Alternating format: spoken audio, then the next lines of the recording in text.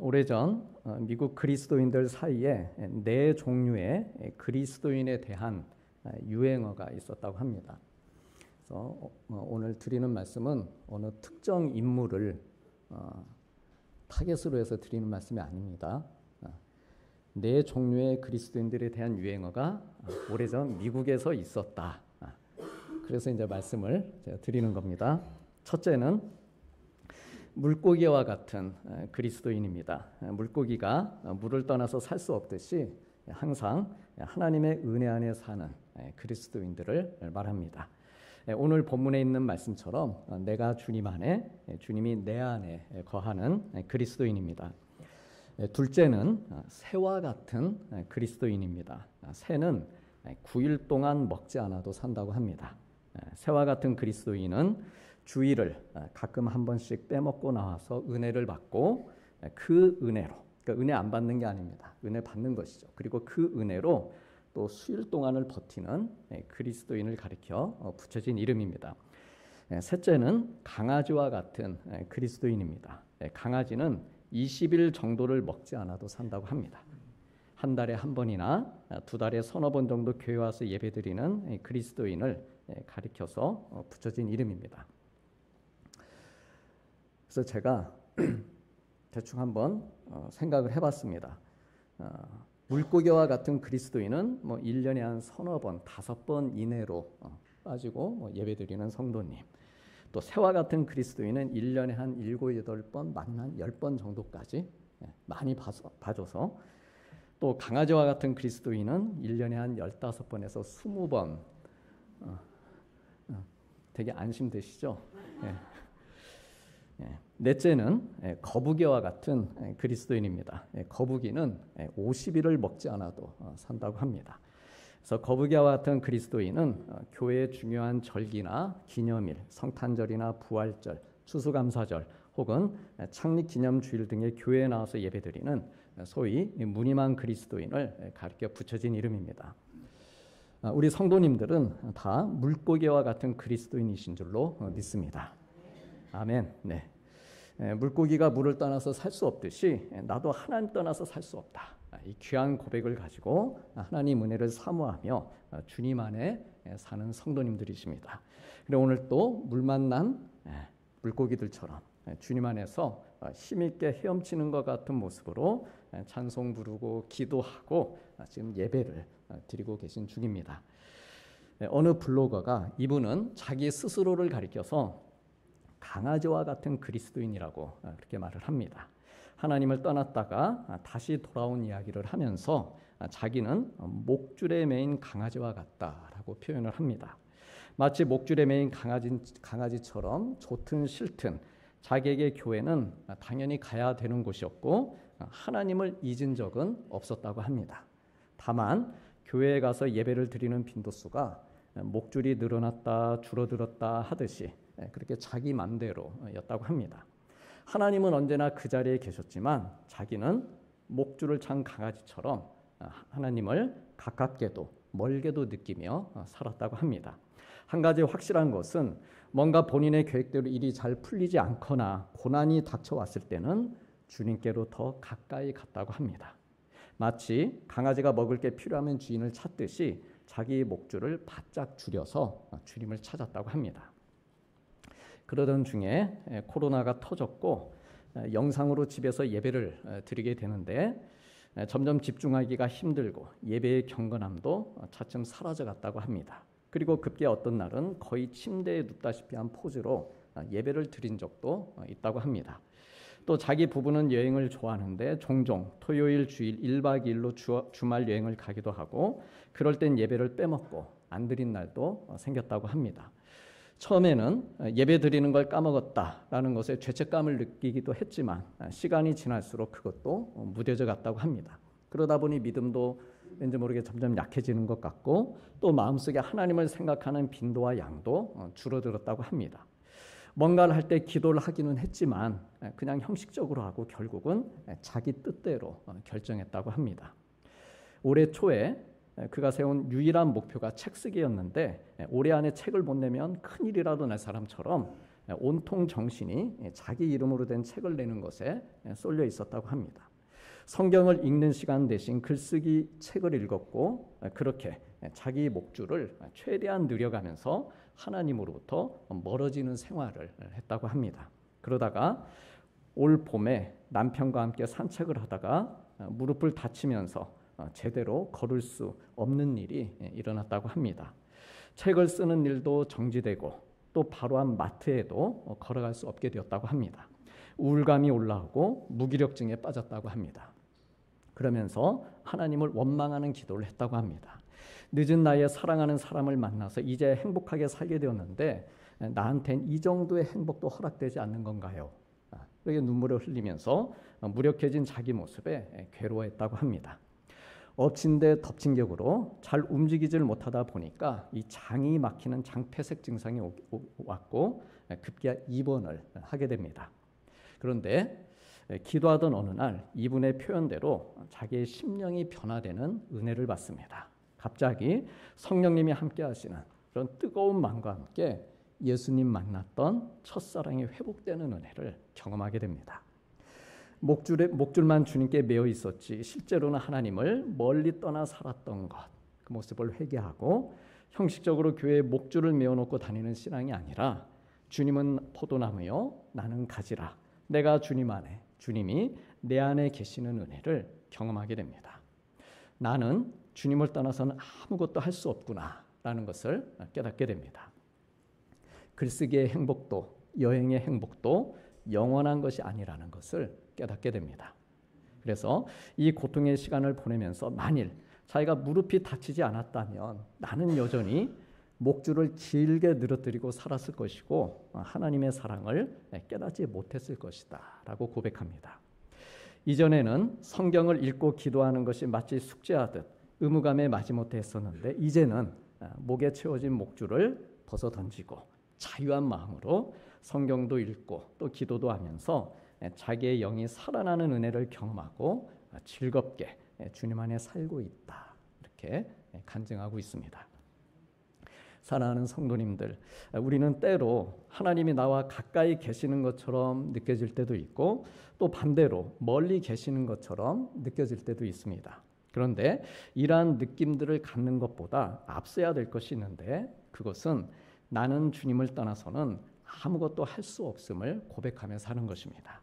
오늘 또 내가 주님 안에 있다. 오늘 또 내가 주님 안에서 산다. 이것을 확인하면서 매일 하루하루를 시작하는 것입니다. 그래서 점심이 지나고 저녁이 되도록 여전히 내가 주님 안에 그리고 주님이 내 안에 계시도록 나와 내가 하는 일들 그리고 나와 관련된 사람들과의 문제들을 주님께 맡겨드리며 사는 것입니다. 그리고 잠자리에 들 때 하루 동안 주님과 있었던 사귐, 내가 오늘 주님과의 어떤 사귐이 있었는가 그것을 떠올려 보면서 감사한 마음으로 잠을 청하는 것입니다. 그러면 이러한 날들이 이제 하루하루 쌓여가면서 내가 주님 안에 그리고 주님이 내 안에 내 가까이 계시다는 것을 느낌이 아닌 실제의 삶으로 경험하면서 살 수 있습니다. 한자어에 어수지친이라고 하는 말이 있습니다. 어수지친, 물고기와 물의 사귐, 친함이라고 하는 뜻입니다. 서로 뗄 수 없는 아주 친밀한 관계를 두고 하는 말인데 어진 임금과 충성스러운 신하가 만나서 서로 존경하고 믿으며 나라를 잘 다스리는 걸 일컫는 말입니다. 성경에 보면 이처럼 아름다운 사귐을 가졌던 다윗과 요나단 이야기가 기록되어 있습니다. 왕과 신하로 만난 것은 아니지만 믿음 안에서 서로의 진가를 알아봐주고 친밀한 사귐을 가진 사람들입니다. 우리가 잘 알고 있듯이 요나단의 아버지는 사울 왕입니다. 다윗을 미워하고 죽이려 했던 왕입니다. 그리고 다윗이 죽으면 요나단이 왕위에 오를 수도 있었습니다. 그러나 왕의 미움으로도 그리고 권력의 유혹으로도 이 다윗과 요나단의 사귐을 막지 못했습니다. 이에 대해서 성경은 말합니다. 요나단의 마음이 다윗의 마음과 하나가 되어 요나단이 다윗을 자기 생명같이 사랑했다라고 말씀합니다. 요나단이 다윗을 자기의 생명처럼 소중히 여겼던 이유는요. 다윗이 하나님 안에 그리고 하나님이 다윗 안에 계시는 것을 그가 보았기 때문입니다. 다윗이 하나님을 얼마나 신실하게 사랑하고 있는지와 그리고 하나님께서 그러한 다윗과 함께 하시면서 은혜를 베풀고 계시고 그에 대한 계획을 가지고 계신다라고 하는 것을 알았기 때문입니다. 그래서 그는 큰 위기에 처해 있던 다윗에게 두려워하지 말아라. 두려워하지 말아라. 내 아버지 사울의 손이 결코 너에게 미치지 못할 것이다. 너는 이스라엘의 네가 왕이 될 것이고 나는 네 다음 될 것을 내 아버지 사울도 안다. 이런 말로 이제 격려하고 용기를 줬습니다. 요나단이 이렇게 말할 수 있었던 것은요. 요나단 역시 하나님 안에 있는 자였기 때문입니다. 생각해 보십시오. 다윗만 없으면 자기가 왕이 되는 겁니다. 그런데 그는 그 자리를 탐하지 않는다는 것이죠. 왜? 그 역시도 자기가 하나님 안에 있는 자였다는 것을 확신했기 때문입니다. 하나님께서 나와도 함께 하신다라고 하는 사실을 믿었기 때문입니다. 다윗은 다윗의 인생입니다. 그러므로 내가 저 사람의 인생을 보면서 초조해하거나 시기할 이유가 내가 내 삶을 불평할 이유가 없다는 것이에요. 나도 하나님 안에 있는 것이고 나도 내 안에서 허락된 하나님의 은혜 안에서의 삶이 있다는 것입니다. 그래서 다윗을 자기 생명처럼 아끼고 사랑하는 마음으로 아름답고 깊은 사귐을 가질 수 있었습니다. 이들의 사귐이 얼마나 찐이었는지 이 두 사람이 하나님의 이름으로 맹세합니다. 여호와께서 영원히 나와 너 사이에 계시고 내 자손과 너의 자손 사이에 계시기를 바란다. 소원을 빕니다. 그래, 이 두 사람이 사귐이 1000년 후에 하나님의 섭리 안에서 다윗이 속한 유다 지파의 후손으로 오신 예수님과 요나단이 속했던 베냐민 지파의 사도 바울의 관계로 이어집니다. 바울은 예수님 믿는 사람들을 핍박하는, 그래서 서로가 바울이나 예수님, 바울이나 그리스도인들이 결코 서로 사귈 수 없는 관계였습니다. 그런데 주님이 먼저 그를 찾아오십니다. 그를 만나주시고 그리고 그 만남을 통해서 주님이 바울 안에 그리고 바울이 주님 안에 거하시는 은혜를 받게 됩니다. 주님을 떠나서는 아무것도 할 수 없는 바울이 됩니다. 그가 1차, 2차, 3차 전도여행 떠나고 마지막 로마를 향한 그 여행까지 가는데 그 모든 여행 한 발짝 한 발짝 그 모든 길 가운데에 그가 주님을 떠나서는 결코 이룰 수 없는, 주님을 떠나서는 할 수 없는 그런 인생의 여정을 그가 살아가게 됩니다. 그리고 그가 주님 안에 거하면서 그를 통해서 또한 많은 이방인들이 주님 안에 거하고 그래서 주님이 이방인들 안에 거하시는 역사가 일어나게 됩니다.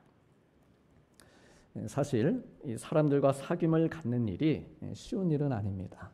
사람 사귀는 게 쉽지 않습니다. 성향상 사람들과 대화 나누는 것을 좀 어렵게 생각할 수도 있고 또 혼자 있는 것을 더 좋아하고 그것을 편안하게 느끼는 경우에는 굳이 사람 사귈 필요를 그렇게 썩 느끼지 못하는 것이죠. 이 사귐을 갖는 일이 어렵게 여겨질 수도 있습니다. 특히나 다윗과 요나단의 경우처럼 어떤 이권이나 권력을 두고 경쟁하는 사이로 그 관계가 설정되거나 혹은 바울처럼 편견과 자기 신념이 강한 경우에는 더욱 사귐을 갖기가 쉽지 않습니다. 사람도 많고 만남도 많은 세상이지만 사귐은 쉽지가 않습니다. 이것은요, 예수님의 제자들도 예외가 아니었습니다.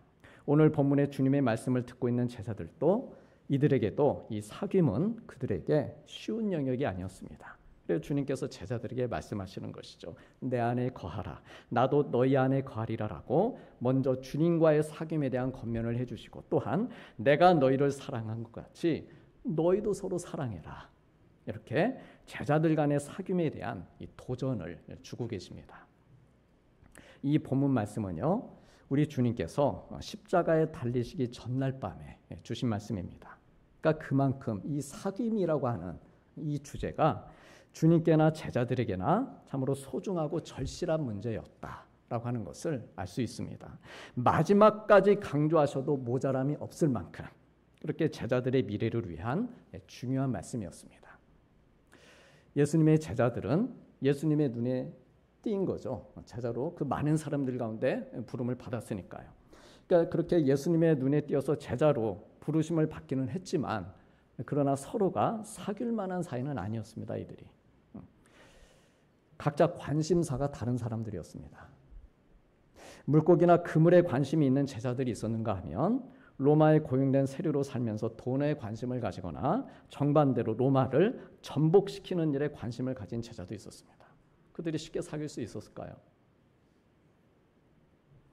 이렇듯 세상에서 다른 일, 다른 관심을 가지고 살다 모인 사람들에게 하루아침에 친해지기를 바라는 것은 무리가 따르는 것이죠. 오늘부터 잘 사귀어봐 쉽지 않습니다. 이들은 오늘 본문 말씀이 있기 얼마 전에도 예수님의 좌우편 자리를 놓고 서로 경쟁하면서 화를 내고 설전을 벌였었습니다. 지난 3년 동안 같이 지내면서 처음보다 나아지기는 했겠지만 깊은 사귐은 아니었습니다. 사귐은 여전히 이들에게 풀어야 될 숙제와 같은 것이었습니다. 그렇다면 어떻게 해야 주님께 부름받은 제자들이 또한 우리들이 서로의 마음을 잘 맞추어가면서 사귐을 이룰 수 있을까요? 지난 주일 오후 예배 때 우리 정인희 전도사님 설교 가운데 지난 겨울에 우리 주일학교 우리 자녀들이 3박 4일 수련회에 여러 교회들이 모이는데 이제 참여를 같이 했었는데 그곳에 약 100여 명의 친구들이 모였다고 합니다. 서로 사는 곳도 다르고 학년도 다르고 관심사도 다르고 교회 앞에서 배우는 것도 각각 다 다른 친구들이 모였는데 과연 3박 4일 동안 이들이 서로 좋은 사귐을 가질 수 있겠는가? 3박 4일 동안 프로그램이 진행이 되었었는데요. 프로그램 내용이 첫째 날 찬양하고 말씀 듣고 기도하고 암송 게임하고 그리고 점심 먹고 또 찬양하고 말씀 듣고 기도하고 암송 게임하고 그리고 저녁 먹고 또 찬양하고 말씀 듣고 기도하고 암송 게임하고 그리고 자고 그리고 그 다음날 아침에 아침 먹고 찬양하고 말씀 듣고 기도하고 암송 게임하고 그리고 점심 먹고 또 똑같이 찬양하고 말씀 듣고 기도하고 3박 4일 사랑하는 성도님들 이렇게 3박 4일을 같이 지내다 보면 서로의 관심사가 같아질 수밖에 없습니다. 100명이 같은 프로그램을 계속 반복하다 보면 점점 서로의 관심사에 공통점이 생겨나고 거기에 상품까지 걸려 있으면 그 관심의 몰입도는 배가가 됩니다.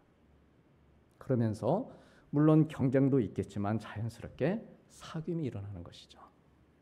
사귐이 시작되고 그 사귐이 깊어지고 헤어질 때쯤 되면 아쉽고 서운한 마음이 드는 것입니다.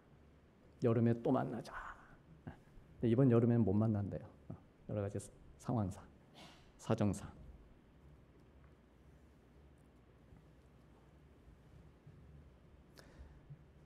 군대 가면 우리 지금 훈련 받고 있는 아들도 있고 또 이제 자대 배치 받아서 이제 곧 제대를 앞두고 있는 자녀도 있는데 한 5, 6주 훈련을 받습니다.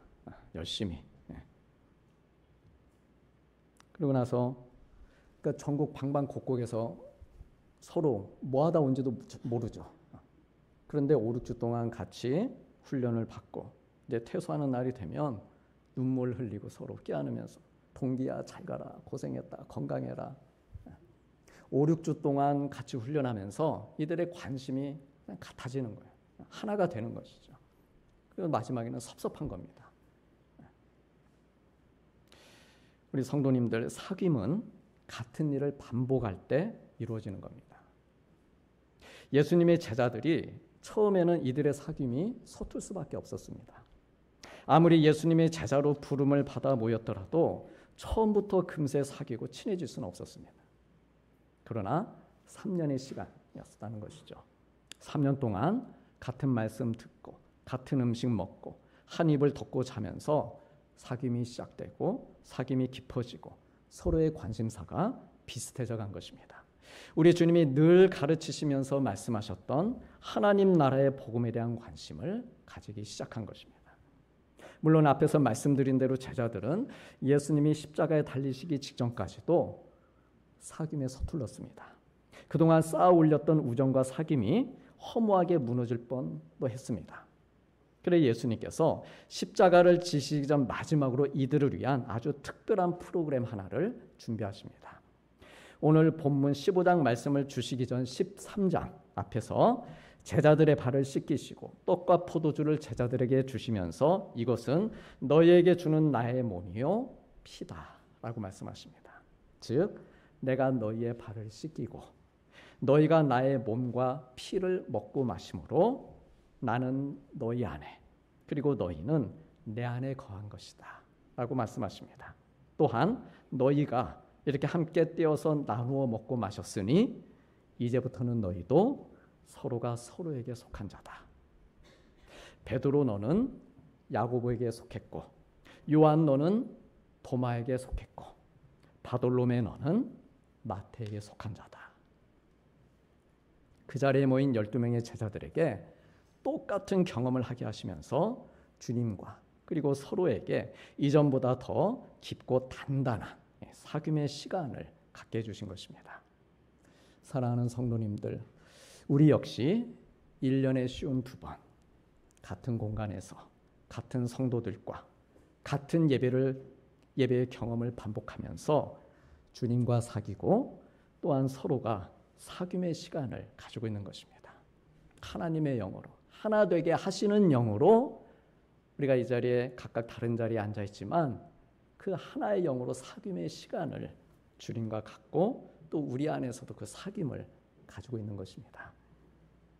찬양하면서도 사귀고 예배 후에 같이 식사하면서도 사귀고 같은 구역, 같은 부서에서 만나고 봉사하면서도 사귀고 좋은 일 있으면 축하해주고 어려운 일 생기면 염려해주고 내일인 것처럼 기도하고 축복하면서 그렇게 우리가 사귀고 있는 것입니다.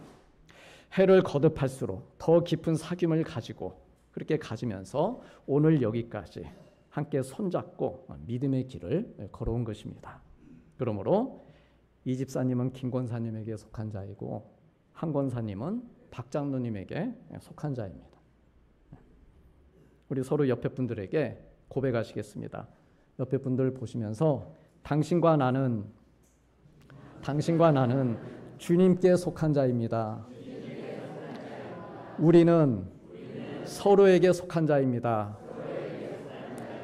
앞으로도 잘 사귀어 봅시다. 친하게들 지내세요.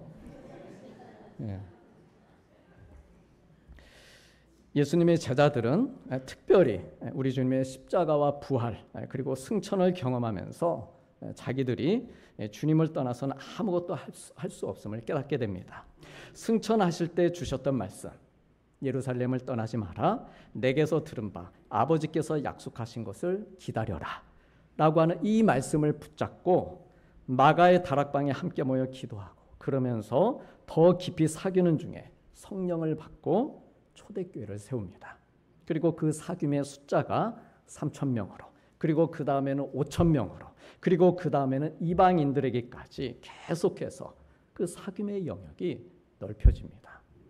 우리들도 내가 주님과 좋은 사귐을 가지게 되면 나를 통해서 많은 사람들이 주님 안에 거하는 은혜를 받습니다. 나의 가족이 주님 안에 거하고 또 나의 친척들, 나의 친구들과 직장 동료들도 주님 안에 거하면서 주님과의 좋은 사귐을 그들도 시작할 수 있습니다. 주님을 떠나서는 아무것도 할 수 없고 살 수 없음을 알고 그들의 삶을 주님께 맡겨드리면서 우리 주님과 풍성한 사귐을 나누며 살도록 그렇게 우리가 도와줄 수 있습니다.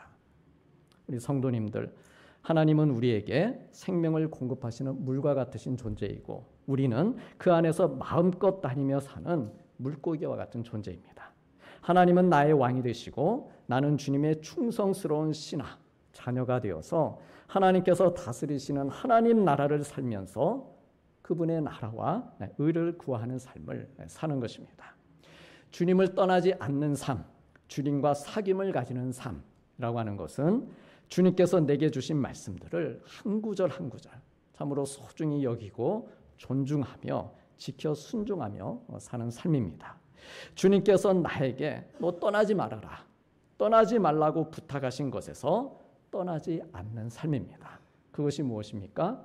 주님의 나라를 기억하여 예배드리는 삶이고 말씀과 기도와 찬송하며 사는 삶입니다. 떠나지 않는 것이죠. 그러한 삶으로부터 하나님 사랑하고 이웃을 사랑하며 내 가까이에 그러나 땅끝에 서 있는 그 누군가, 그에게 좋은 소식, 복음을 소개하고 전해주는 것입니다. 그리고 열거해드린 좀 전에 이러한 일들은 주님을 떠나서는 할 수 없는 일들입니다. 내 스스로 맺을 수 없는 열매들입니다. 주님과 나의 사귐이 잘 작동이 될 때 맺을 수 있는 그런 열매들입니다.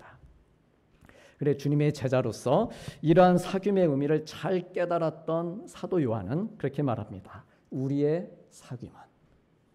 사귐은 아버지와 그의 아들 예수 그리스도와 더불어 누림이라.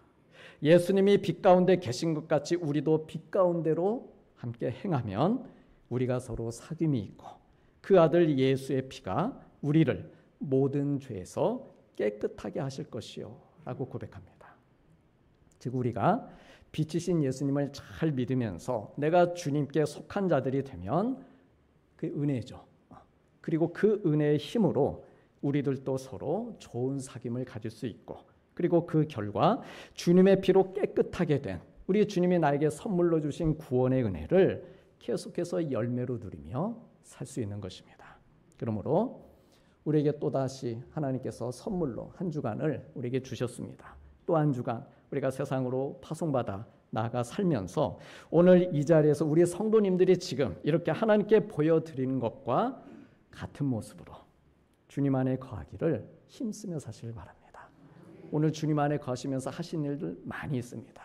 기도도 했고 찬송도 했고 서로 아름답게 교제도 했고 좋은 말도 나눴고 그래서 같은 모습으로 주님 안에 거하기를 힘쓰시길 바랍니다. 나는 하나님 떠나서는 아무것도 할 수 없다. 이것을 한 주간 내내 또다시 경험하시면서 간증하는 삶이 되시길 바랍니다. 만나는 사람들마다 주의 이름으로 축복하며 사귐의 영역을 계속해서 한 걸음 더 넓혀가시길 바랍니다. 그래서 포도나무이신 우리 주님의 크신 은혜 안에서 열매를 많이 맺는 그런 복된 우리 믿음의 성도님들 되시기를 주님의 이름으로 축복합니다. 기도하시겠습니다.